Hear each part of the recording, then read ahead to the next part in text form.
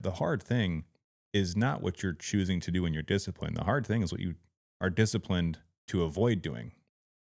In other words, there are some people who have really hard family lives at home, and so they stay and work late at in their careers because they know that they can handle the hard work of working in their career a lot easier than they can handle the hard work of having brutally honest conversations with their family members who might stir up some emotions that they don't know how to handle.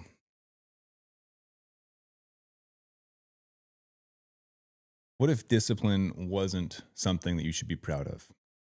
This is a question that I was posed recently by my wife, who challenged me for being disciplined for the sake of being disciplined. And at first, she recognized that it's something that could produce respect. It's something that, when attached to a goal or to a purpose, it can allow you to accomplish great things. But what if discipline was actually a weakness?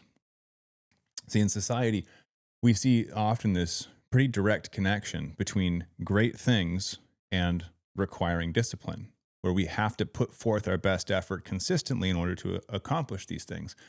And I would say that as a high performer, or at the very least, someone who holds themselves to a high standard, I've seen this connection pretty deeply in life. In running a seven-figure business, it requires immense discipline. In becoming an Ironman, the hardest thing I've done in my life. In becoming a dad, I've I've learned more lessons in the last 4 years than I have previously in my life, I think. But what is challenging for me is that in the pursuit of greatness, discipline is required. However, in the absence of pursuit, in the absence of purpose, discipline can be a scapegoat. At least for me, I've noticed that I've I've hidden behind discipline as a way of holding on to achievement, as an identity crisis almost, where I maintain discipline in order to believe that I am maintaining high progress, high standards, and high outcomes. But the reality is, if you're disciplined in the wrong areas of life, it yields nothing.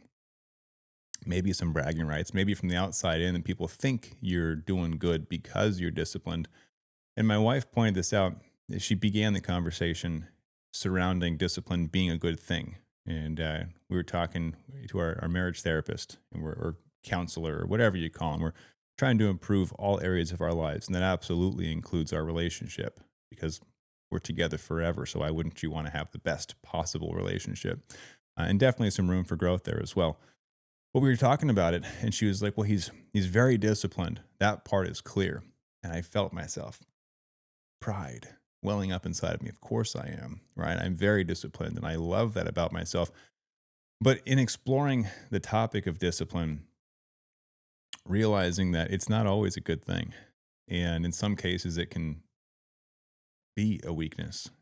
And I'm speaking through this because it's very real, it's very recent, and very raw. But I want to draw attention to this because it's something that I'm also noticing as a trend where we have this do hard things culture. Right? We've got the David Goggins out there. We've got a lot of people who are promoting sacrifice now for pleasure later, right? The Alex Hormozy in the business world.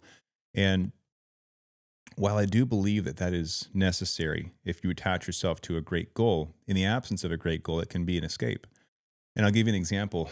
There are things in life that I would rather not do, and I have a really easy escape route. Oh, I'm training for an Ironman. Oh, I have to run my seven-figure business, right? It's these things that I've attached, I would say, social credit to, where people know that if I say those things, I must be doing something good with my time because I'm disciplined, right? And it's true, I am doing, I would say, productive things with my time, but to be disciplined without purpose, I think I think there's more to it. I think that it can unveil your weakness as a workaholic, as somebody who chases finish lines. I'm an ultra endurance athlete. Why, after doing the hardest one, do I feel like I must continue? And I realize that discipline doesn't give us the outcomes, it gives us a reason to continue. But if there's a reason to continue without an outcome in mind, is it purposeless? Is it a distraction? I pose these questions to our community I do private coaching as well, and they did not hold back. I'd like to pose a few questions for the sake of conversation in this video, but I'd also love for you to add your questions, your thoughts, your counter arguments in the comments as well. But one question that was posed: are you disciplined because you're aligned or because alignment would require a decision you're postponing?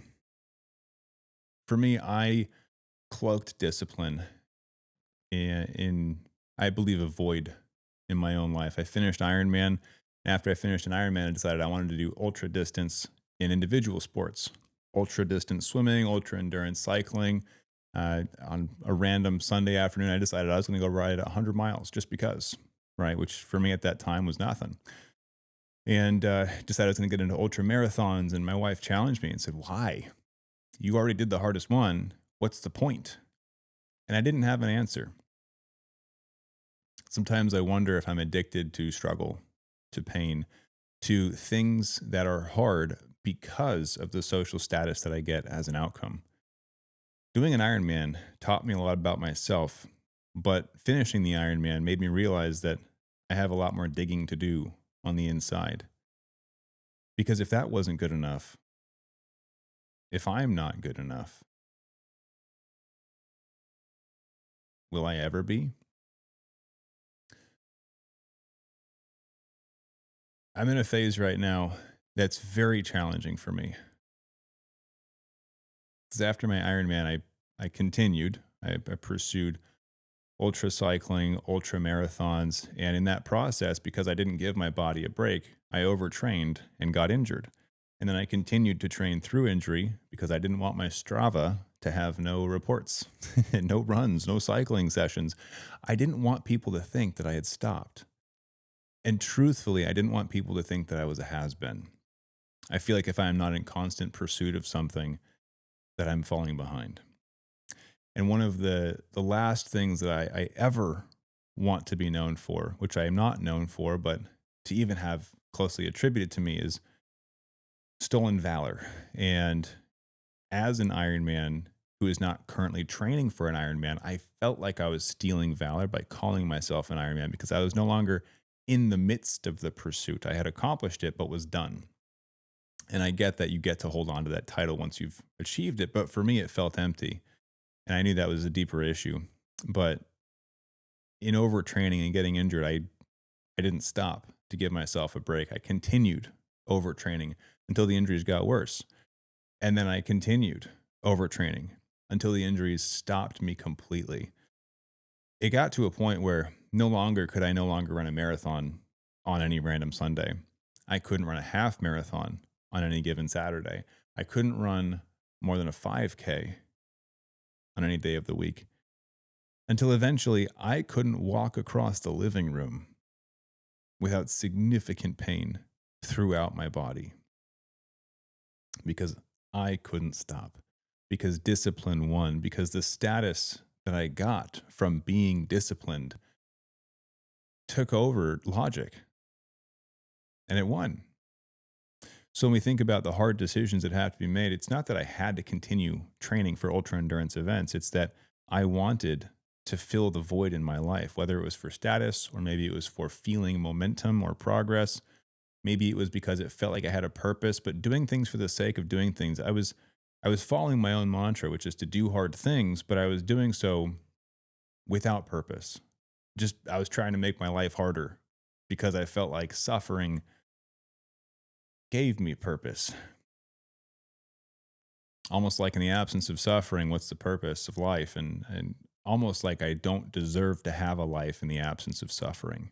So I had to introduce suffering because my life is too good. So I wanted to make my life harder to earn respect, to earn love, to earn value. And this is something I've been struggling with a lot, where I have a hard time accepting things. And I think this is consistent across a lot of ultra endurance athletes, a lot of high performers, that you feel insecure deep down. You feel like you're not good enough. And if you don't continue pushing yourself beyond what's reasonable as a limit, because who does that? Who does Ironmans? Who builds 7-figure businesses? Who does anything outside of the norm. It's the crazies. We're crazy. Let's just admit it. All right. We're a little bit psychotic and I kind of like it, but you reach a point where it it's not worth it. And I'm actually grateful that I was injured so severely that I couldn't walk because truthfully, I wasn't going to stop ever. And it's not to say that I'm never going to get back into Ironman races or endurance sports, but I felt that I could not be of value if I wasn't achieving things. And so this challenge of achievement has been something that I've been working on. I've been forced to work on. And admittedly, if I can't be disciplined with Ironman, I became disciplined in my business. 3 out of the last 5 months, we broke company records. But that can't be it. That can't be all we're put here to do is to push harder. I can't tell you the last time I took an actual day off to relax, to not do something productive with my time. See, I'm a Christian and I'm reading this book right now called The Elimination or The Ruthless Elimination of Hurry. Fantastic book. It's challenged a lot that I think about. And the core concept is that you should take a Sabbath and treat it seriously, to actually rest, to actually slow down, to sit in the slow lane on the freeway and not rush to your next appointment, to not fill every gap of your time with something. And this has been really hard for me, admittedly. And I know it is for a lot of people, but it's in direct opposition of this idea of discipline and suffering and doing hard things and the pursuit of greatness. Yet I know that I feel no peace when I'm rushing, when I'm pursuing. And I love the accomplishment, but I do think it's also a bit of a dopamine and a serotonin hit where I love that feeling, but it's also fleeting. The second I crossed the finish line, my mind started racing. What's next? What else can I do? This is great, but it's sad to think like that, to think that you can't take a moment to enjoy what you've accomplished. The first time we crossed the $1 million mark in the business, I think I celebrated for about an hour before thinking it was not enough, that other people are doing 10 million, 20 million. People are doing millions in a day. Who am I to think that I've accomplished anything? So it's this insecurity. And I wanted to go through these questions to chat deeper on this as well. So I think that the biggest challenge I have, and it was brought up with this question as well, with Iron Man and work and doing hard things just for the sake of doing hard things, kind of leaves a void in life.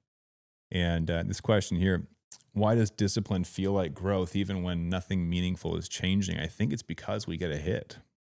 We feel progress. When you feel progress and you feel momentum, it's addicting. And it's something that can't be filled. You cannot get enough because momentum and progress, by definition, are movement. The second you stop moving, you stop feeling progress, you stop feeling momentum, you stop feeling good. And I felt that. I felt like I was addicted to the momentum. And if I stopped for even a moment, I was falling behind, which is false. But man, it's hard to stop thinking that way. And on this topic, why do disciplined people still feel restless or quietly dissatisfied? I think it's because we're addicted to achieving. I think there's a status component to it with insecurity, but I think largely it's because we're addicted to the momentum, to the movement, to filling our lives to the brim with busyness. Because if we're not busy, we'd have to admit that we were lost. Is this critique unfair to people who genuinely need structure to survive? I really like this one because I'm somebody who, well, that's an identity statement, so we can challenge that in and of itself. But I enjoy structure currently. I used to not enjoy structure. A really interesting pivot in my own life is that I almost died a few years ago in a foreign country by myself. I had a really dangerous medical situation with my type 1 diabetes. I was heading into a severe low blood sugar. I was in and out of consciousness. My body was failing, and doctors didn't speak English. I didn't speak that much French. And long story short, Had to save myself, even though I was in the hospital and barely made it out. It's terrifying. Before that, I was adventurous. I was carefree, did whatever the heck I wanted, didn't even know what anxiety was. On the back end of that, coming home from that trip, for the first time ever, was diagnosed with anxiety, panic attacks, borderline agoraphobia, PTSD, and a number of other things. Depression. We had chats about suicidal ideation. It was a rough time in my life. So I developed structure and routine as a way to control the outcomes. And I mean, to be fair, it allowed me to master my type 1 diabetes. I run an entire coaching company on this, and it's allowed me to get my blood sugars into a place where they are no longer a concern. I run nearly non diabetic blood sugars all the time. A couple mishaps here and there, but really it's controlled. So, is it unfair to people who thrive on routine? I think that there's a time and a place for discipline and routine. As somebody who also has ADHD diagnosed, I would say that it helps me to have routines because then I don't forget things. So if I know the specific order of brush teeth while I'm opening the blinds, while I'm filling up my water for my coffee, then I dump it in the carafe, and I do all this stuff in order, it can be automated. So I don't have to worry about being disciplined. It just gets done. And I think that there are defaults we have in life that allow us to be disciplined without actually requiring discipline because it's just our mode of operation. It's just what we do, right? You don't have to think about showering every day. You don't have to think about brushing your teeth every day. If you don't, it feels weird because that's just what you do, right? So I think there's a difference between a choice to be disciplined and the discipline that's required for whatever it is that you've set yourself up as an identity or as a goal. My Ironman workouts didn't feel like I was disciplined. I had set my sights on a goal that I was going to accomplish. So it didn't feel like discipline. In my head, I didn't have a choice. It was going to get done. It's raining, still going for a bike ride, right? Don't have time this day. Guess who's getting up at 4? That's a lie. Earliest I ever got up was 4:45. But still, no excuses, right? So I think there is that distinction to be drawn with discipline. But this one, identity obsession, might be a luxury for people who've already have stability. I think this is a fair contrast because some people require discipline just to survive, right? Those who have to go to work 7 days a week. And that is a very different situation than those who choose to be disciplined 7 days a week to avoid family or to avoid responsibilities, to avoid doing the real hard thing. And I think that's one of the filters that I want to add in today is that the hard thing is not what you're choosing to do when you're disciplined. The hard thing is what you are disciplined to avoid doing. In other words, there are some people who have really hard family lives at home, and so they stay and work late in their careers because they know that they can handle the hard work of working in their career a lot easier than they can handle the hard work of having brutally honest conversations with their family members who might stir up some emotions that they don't know how to handle. Right? So doing hard things looks different for everyone, and it's important that you recognize that what you're currently doing is probably not the hard thing. You're doing the hard thing to avoid the real hard thing. That alone has been eye-opening for me. I like training for Ironman stuff. It's fun for me. So it required discipline, yes, but it was the hard thing that I used as a smokescreen to avoid doing the other hard things, like working on my business, like working on myself. So something to chew on. Why are identity decisions more psychologically threatening than physical discomfort? Boy, these guys just did not hold back on this one. I'm going to read that again just so you can have it. Why are identity decisions more psychologically threatening than physical discomfort? When we look at identity decisions, these are things that map out who we believe we are about ourselves, right? And how we fit in with society. So doing hard things like waking up and going to the gym, the funny thing is, there are certain labels that we assign to people based on the things that they're disciplined in. Somebody who reads a lot, we don't necessarily call them disciplined unless the reading is studious, is meant to produce a result. Those who are disciplined in reading novels, maybe that's fun for them, right? But they don't get the tag of being disciplined. They get the tag of being a reader. Somebody who wakes up early to work out, we label them as disciplined, somebody who is fitness oriented and taking care of themselves, somebody who wakes up early to go to work to provide for their families. They're not disciplined, they're just doing what they're supposed to do. Right. So a lot of the discipline, I would say, exists under labels that we've kind of pre assigned, but it's also what society would determine to be the harder thing. Right. So we say essentially people do hard things are disciplined by choice. But when people choose to do things that are by definition hard physically, especially fitness, but really under the surface there's something else that they're avoiding mentally or emotionally or relationally, they're not disciplined. They're doing the easy stuff, right? And it becomes a conversation that you must have with yourself to identify what is truly the hard thing. What are you avoiding? If you ever expect to grow, to level up, to get to a place where you've mastered growth. How does discipline become a proxy for self respect? See, this is one of the ones that I've struggled with most, is that if I'm not disciplined, then who am I? What am I? What am I here for? Without discipline, I feel like my life would crumble. See, if I'm not pursuing something, especially something that I perceive as being great, then it forces me to face head on the value that I bring to the world just by being a human. But see, I have a hard time believing that I bring value or that anyone brings value without producing. And I have a joke with my mom, actually, because my mom and I are both people who struggle with being productive to the point where we feel guilty if we relax, right? So if there's nothing to do, we're on vacation, we're still looking for something to clean up or to help with or to fix. Or I'm not sitting on the couch, I'm brainstorming a business idea, right? And I feel shame if I were to stop and slow down and just have a day. And so my mom and I have this joke that of the things to struggle with, of the vices or addictions to have, an addiction to productivity seems productive, right? But maybe that's what's killing us. Maybe discipline was never meant to be a way of life. Maybe it was meant to be a phase. Maybe it was meant to be a means to an end, but something that does end.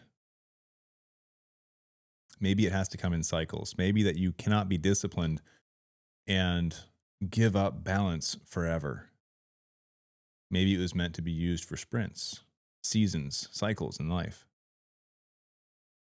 And when it comes back to self respect, believing that we are people who are disciplined, we have to challenge ourselves as to why we are being disciplined. What's the reason behind it?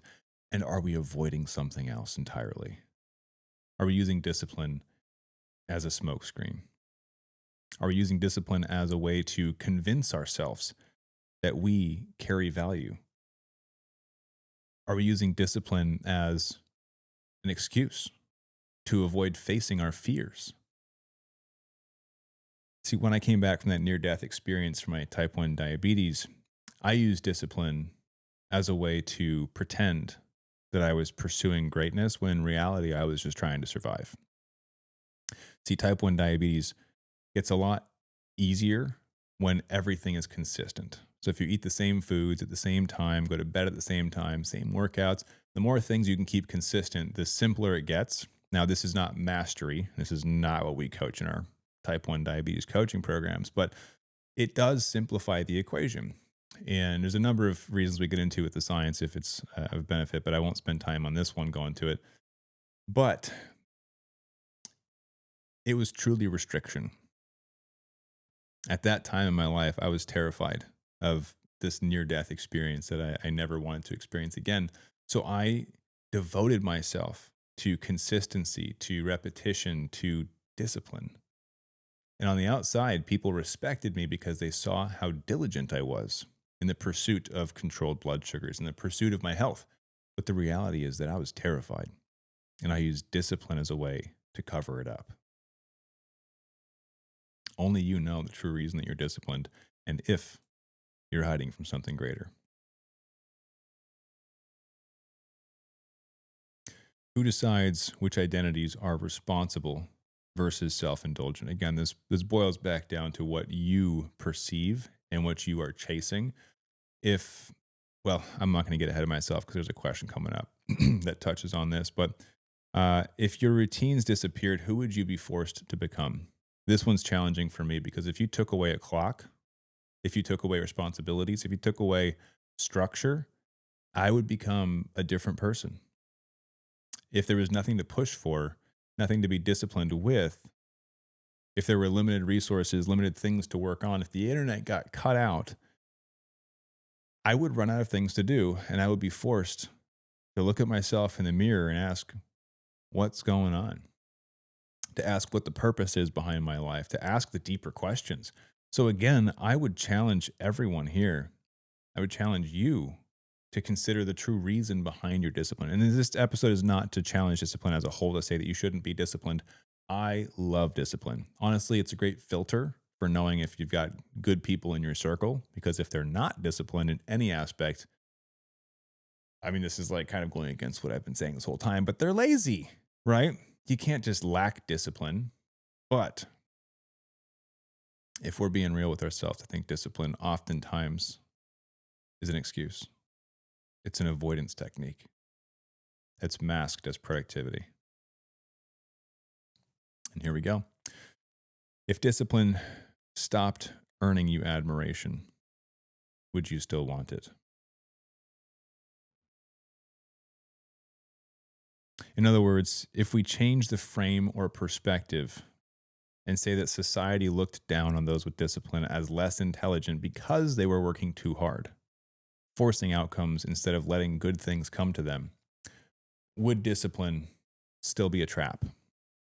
Or is it a trap simply because it's a cheap form of respect one can earn overnight and build over time through repetition? It's the one thing that requires nothing other than consistency to guarantee progress, even if others would call it insanity.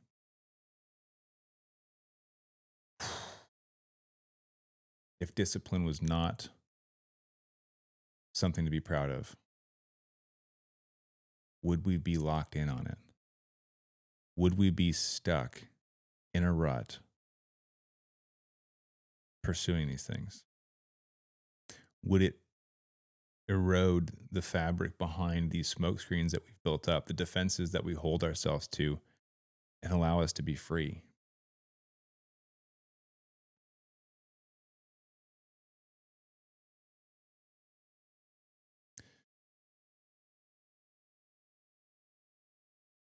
I think discipline allows us to lock in on a guaranteed outcome of getting respect, because we know that if we pursue something relentlessly, it looks good on the outside. And I can tell you, when I first started my business, I didn't know what to do. I was trying everything out. I was wasting my time doing all the wrong stuff. I didn't know how to run a business yet. Hadn't made more than a couple $100 total in my first year. It was rough. I used to go to Starbucks every single day, and I'd work in Starbucks for 10 to 12 hours straight. I wouldn't leave the booth. But I wasn't making money. Wasn't getting anywhere. I was trying to map out button colors on my website. I was heat mapping our landing page that was getting no people on it. I was trying to optimize for things that did not need to be optimized for because there was nobody there. I was doing all the wrong things, but it felt good because I was trying hard. I was putting effort in, and I got the pats on the back from people that cared about me. Oh, he's so disciplined. He works so hard. But if you work hard at the wrong things, it means nothing.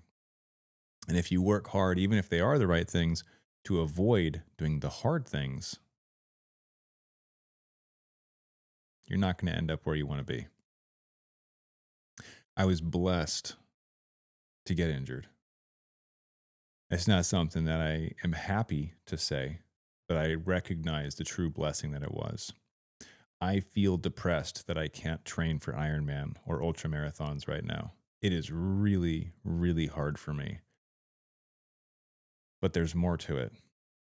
I was talking with my wife about this, and I realized I am depressed because I don't take breaks. Now I work 12 hours a day. I work till 11 o'clock at night, just so that there's context. It's dark outside right now. It's past dinner time. I'm still working. And I realized that going for runs and bike rides and swimming sessions, training was my break that I took from work. But because I needed to feel productive, I hid behind workouts. So now that I can't work out, I don't have breaks. And I realize that on most days, I don't see the sun. This is an epidemic. Talk to a lot of people about this, how the chair is the new smoking. Sitting behind a desk is killing us. And not getting outside, not moving, not adventuring, not enjoying life is going to be the death of us. Don't let discipline become your prison. There's so much more to life. And I'm just beginning to peel these layers back. I hope in some capacity this was helpful for you. I'm still exploring these topics as it's probably very clear.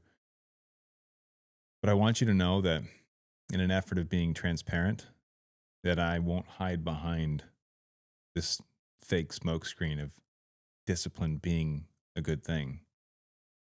It can be used for good, but it is not inherently good. If you like this stuff, drop a comment. Would love to hear from you.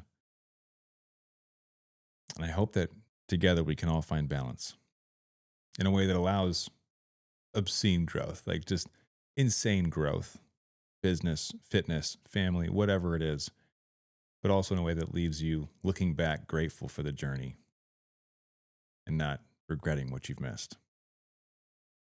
Thanks for hanging out. I'll see you next time.